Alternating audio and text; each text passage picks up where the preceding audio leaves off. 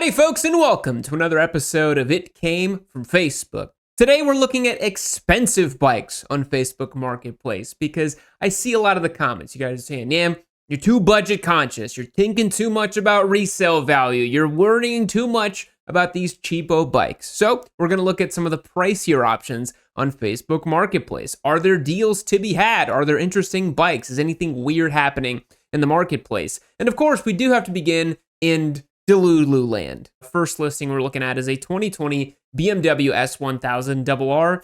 These guys are always known for being a bit delusional. Going for $20,000 with 7,000 miles. 6-year-old motorcycle, 7,000 miles, $3,000 more than its original MSRP of about 17 grand. Owner says very meticulously maintained and tastefully modified two-owner bike that just completed its first service. Now, why would it complete its first service at 7,000 miles? I'm pretty sure the first service is due at 600, but maybe he meant the actual first, like, valve service or something like that, not the actual first service of the bike. It has a factory quick shifter with auto blip up and down, electronic suspension. He said electric suspension, so be careful. If it is electric, it might shock you a little bit. Perhaps he meant to say electronic suspension. Heated grips, adaptive all LED lights, wheelie control, and then he says wheelie control is dynamic, so you can literally set the angle of wheel you want the bike to hold and at full throttle and just let her rip, basically. Very funny. It's a digital dash, blah, blah, blah. Hit me up for offers. So what we have here is a used base model BMW S1000 RR. We know this because it is the red color. If you wanted to get one of these in the higher trims, the M package and the carbon, whatever, they didn't come in the red color as far as I know. They were like white or black. The red, I think, denotes the base model because these wheels look like the standard cast wheels. Those aren't carbon wheels. These might even be the OE tires, the Metzlers as they come with. I don't think that this person even swapped out the tires. And, you know, not to be too judgmental, but in looking at the exhaust and in looking at the tire wear pattern, this bike was clearly just used as a, you know, highway go fast missile kind of motorcycle, which, I mean, a lot of people buy S1000 RRs for that exact reason. It is kind of sad because obviously BMW built these to be track weapons. They're supposed to carve corners. They're supposed to, you know, do that whole fun stuff. But this one obviously did not live that life, as I can tell by the wear pattern on the tires. So we have a slip-on, extremely cheap-looking exhaust. We'll see if we can get a better photo of it. I think this one right here might be the best one we get. Maybe they have a better angle of it. So this is the only angle we have here of the pretty ugly-looking megaphone slip-on exhaust. Not the type of modification you want to see on such a premium-looking machine. Tail tidy, carbon fiber front fender. The rest of it's pretty decent. One thing I want to clue you in on, though, you might not have noticed it. Check out how slammed the motorcycle's front end is through the triple tree right here. See how the space for the fork tube? The S1000 RR absolutely does not come that way from the factory. So I would not say that this motorcycle was tastefully modified. I would say this was squid light modifications, roll racing modifications. You know, I want to just go fast on the highway type of modifications with the motorcycle. So let's talk value, right? 20 grand doesn't really make a whole lot of sense for a 6-year-old motorcycle with 7,000 miles on the clock that's been abused as a highway roll race machine. You would be lucky to fetch 11 to 12 for this thing, I think.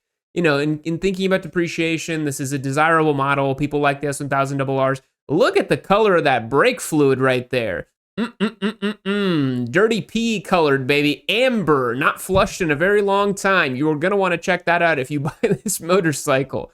I would also recommend checking out the chain and some of the other wear items on this machine because I don't know if it was taken care of that well. But look how much it was slammed in the front end, dude. You can't tell me that this bike wasn't used for nefarious purposes. It's got the aftermarket little kickstand that looks like it's just high heeling it, begging for sweet mercy, just sitting there like that.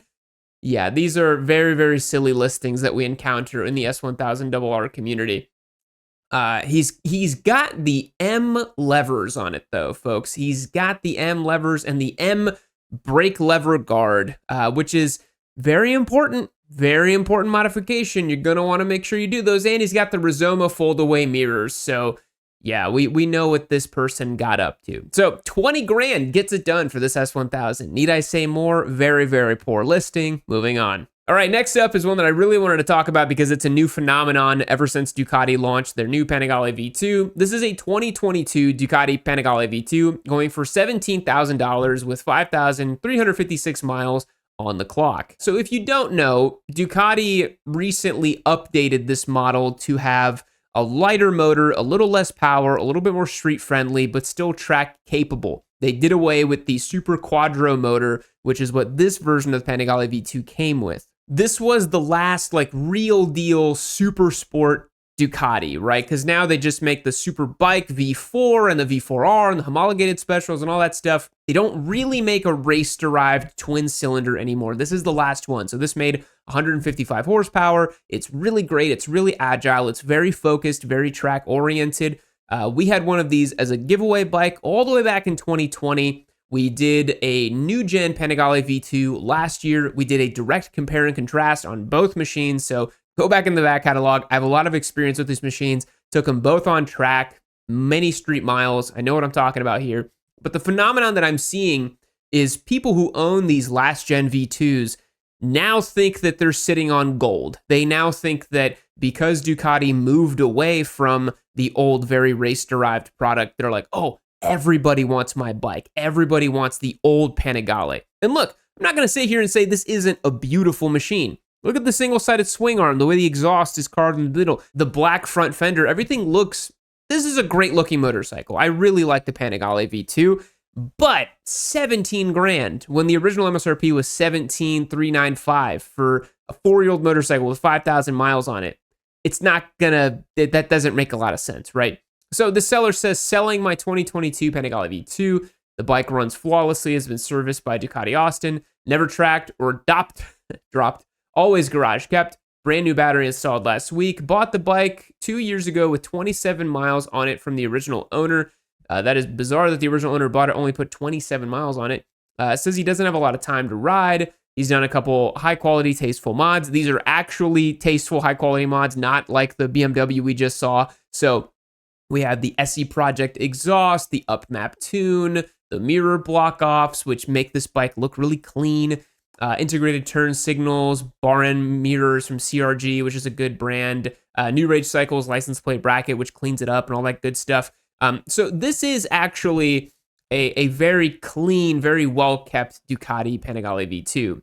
And the owner, you know, again, not to judge the wear pattern on the tires too much, but it does look like this bike was not ridden super aggressively, which honestly is not a bad thing. If you're looking to pick up just a beautiful Ducati and you don't want it to be abused, you know, this is certainly one way to do it. But these just have just a really beautiful look out of the cockpit. I love the triple tree on these.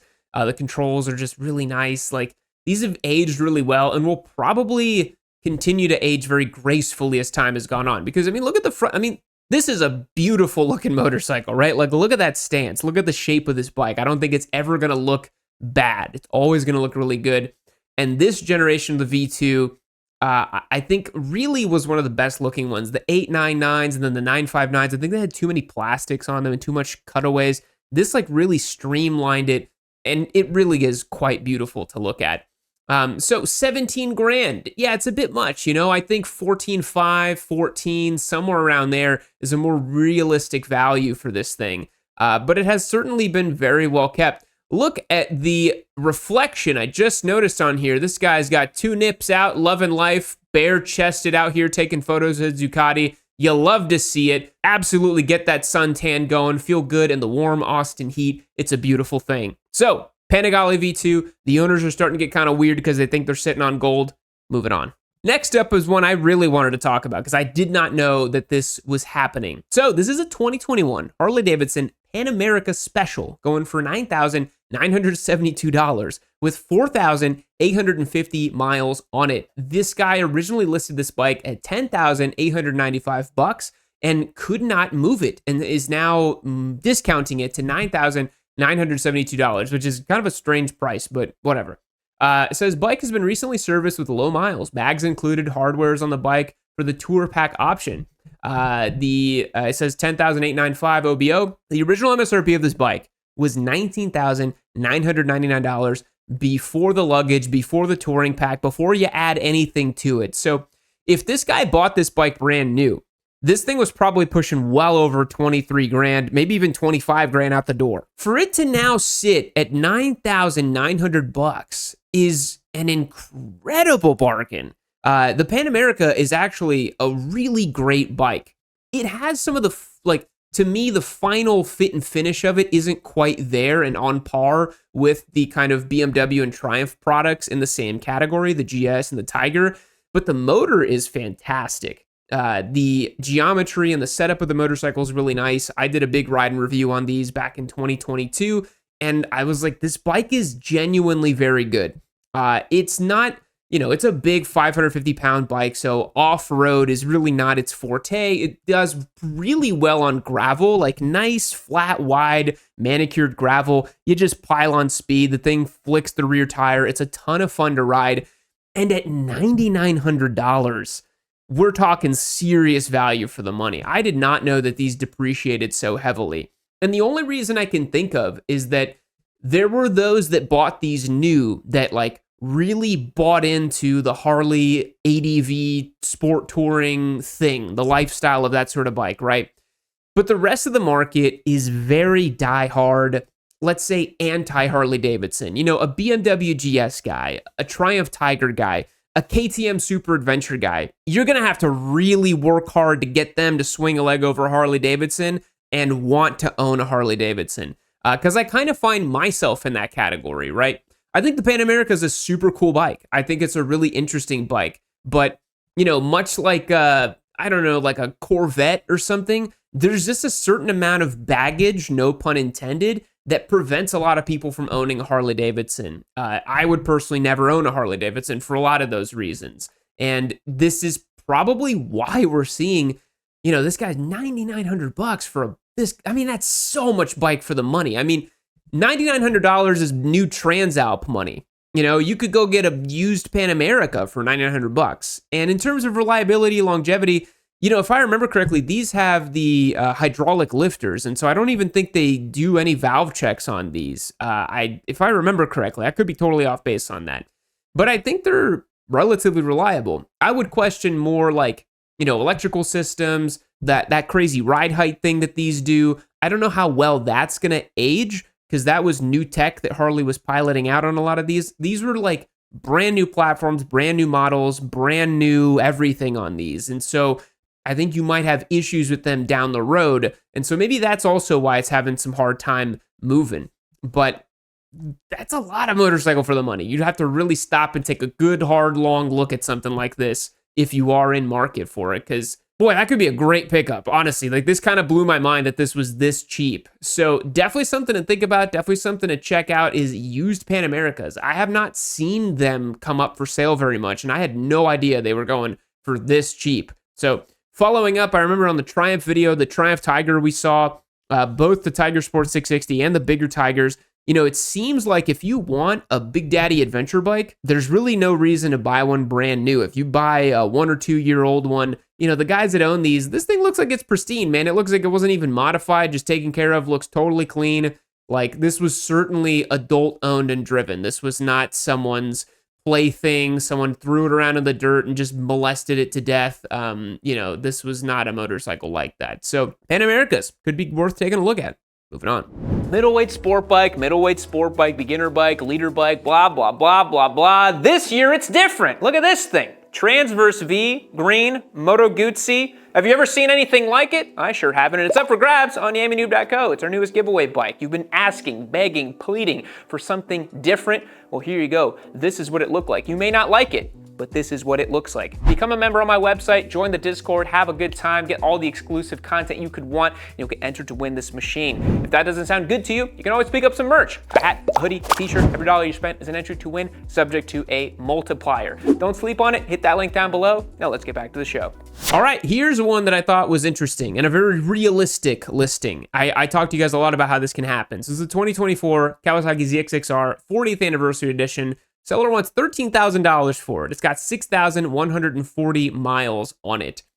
Seller says, 2024 ZX-6R, clean title in hand, absolutely nothing wrong with the bike, all maintenance up to date, Leo Vinci slip-on exhaust, Bought this bike less than a month ago, but it ended up being too much bike for me, so that's why I'm selling. Honestly, let's just give some claps, because not a lot of people would be man enough to admit that they're like, hey, I bought too much bike. I think this is too much for me. That's why I'm going to sell it.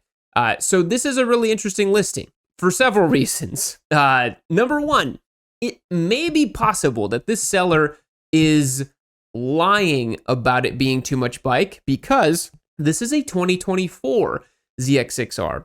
And those of you who have been following the motorcycling news, the motorcycling zeitgeist, we've talked about this on this channel. The 2024 plus model years ZX6Rs specifically have had a bottom end recall. They have some sort of issue in the crankcase bushing number 5, if I remember correctly, that causes engine seizure and failure. So all of these have had to go back to the dealership for service, and then actually got another recall issued. So pretty much, I don't want to say it like this because it's a little kind of mean towards the bike, but these are all lemons, basically. Like all of these 2024 plus ZX6Rs, I wouldn't touch with a 10-foot pole because they all have this bottom end issue, right? The other thing about this too is the original MSRP on this bike was $12,649. I'm not sure why this seller believes that this bike that has a known bottom end issue and recall and has 6,140 miles on it, and has a slip-on exhaust and is clearly a tail tidy and some like just kind of general like ownership mods done to it.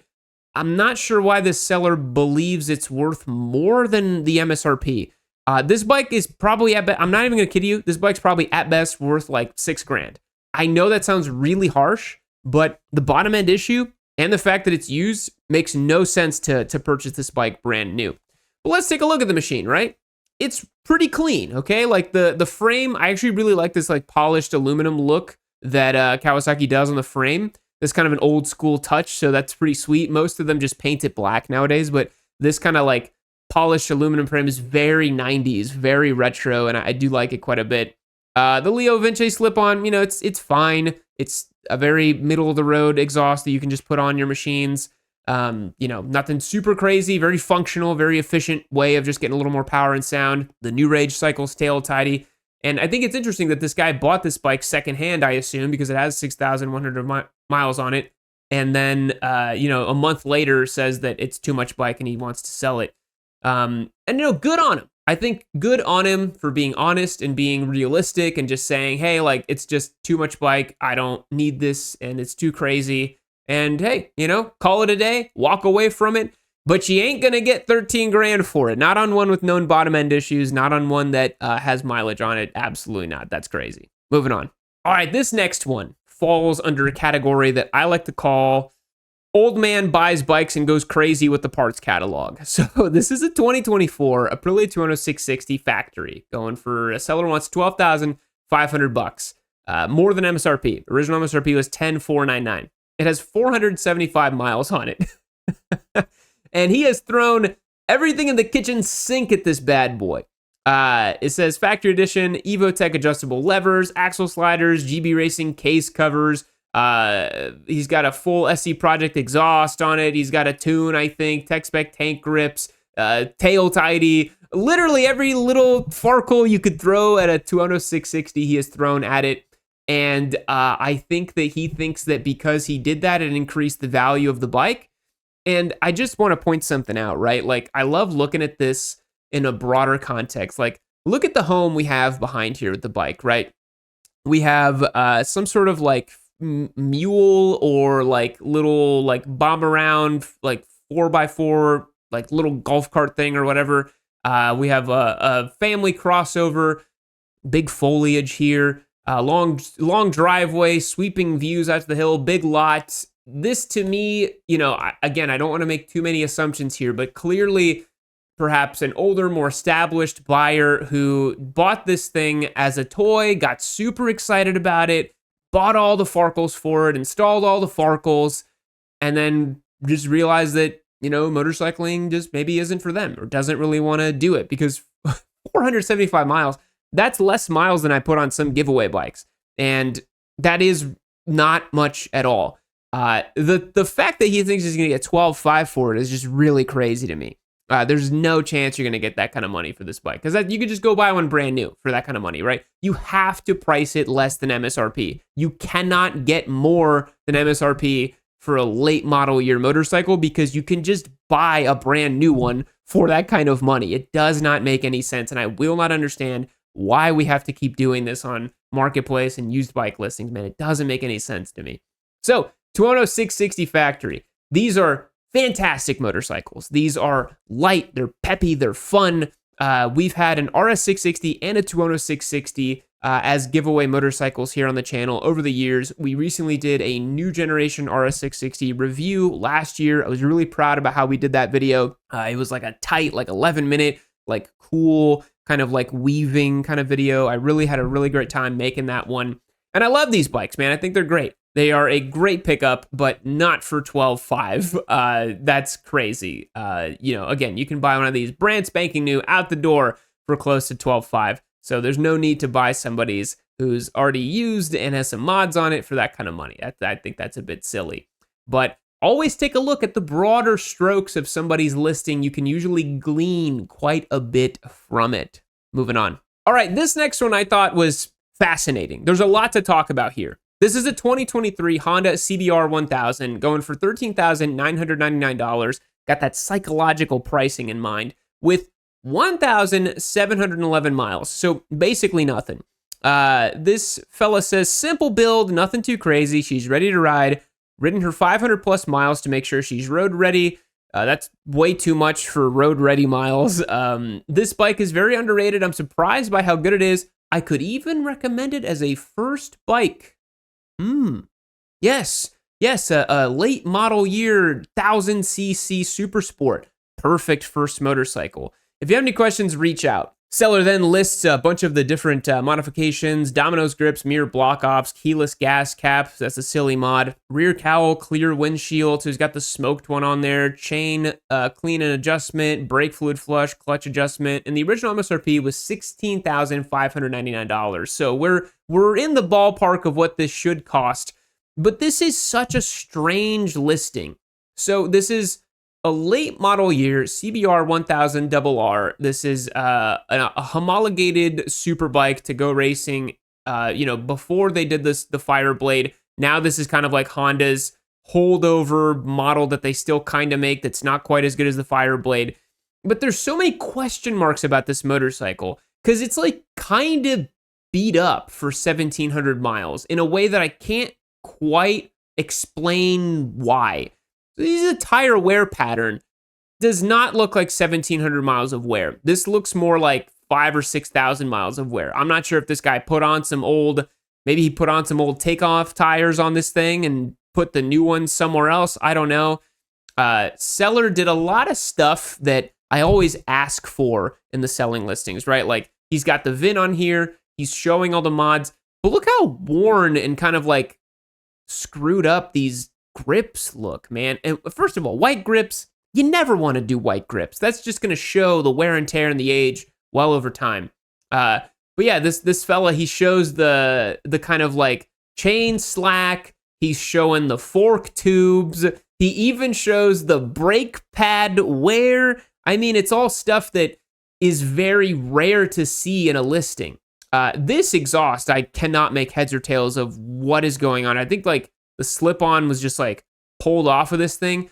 I have a suspicion this was maybe like a motorcycle that got parted out, or maybe it was a bike that was totaled and then this guy fixed up or something.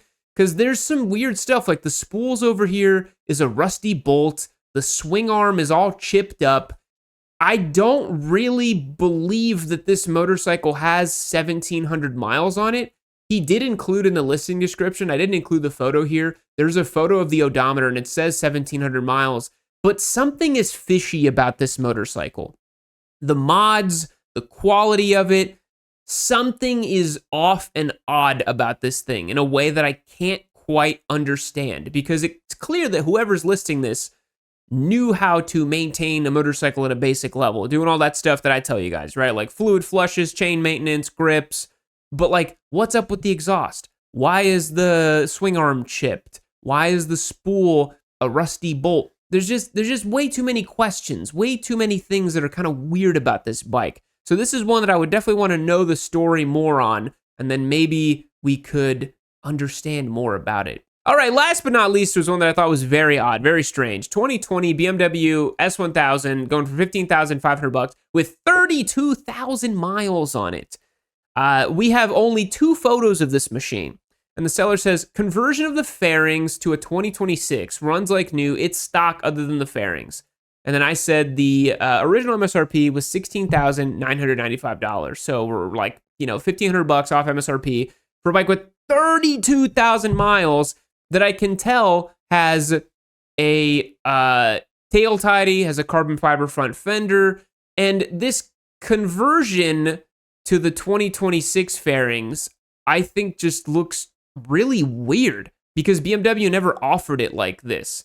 Obviously, BMW did have the big winglets on the later model years of the S1000RR, but the 2020 models did not offer it. So it's very strange that someone went through the effort to convert an S1000RR to have the wings on it when it didn't come with it. And to have 32,000 miles on this bike is just kind of absurd, honestly. Like, I'm glad somebody was riding it and enjoying it, but I don't really buy the fact that it's like, oh, it was never modified and totally stock. Because I'm seeing the classic Rizoma, little mirrors right here, the guard, everything's like, I feel like this was yet another squid missile, go fast highway roll racing bike that is trying to be passed off as it wasn't. And it's kind of crazy that a lot of S1000RRs are falling to this fate. They're just ending up at these just roll racing bikes. And specifically in the Texas scene, I see this a lot on the DFW Autobahns. It's always the S1000RRs. I don't know why they just attract like moths to a flame. Maybe BMW has great financing programs. I'm not sure. But boys, that's going to wrap up today's Facebook Marketplace listing. Some of the more expensive options out there. I obviously did not include any $50,000 Harley Dynas that are living in La La Land, or the weird listings that are like $100,000 for no reason. So this was definitely one that I thought was a lot of fun. I appreciate you guys watching today's video. I'll catch you in the next one. See you later.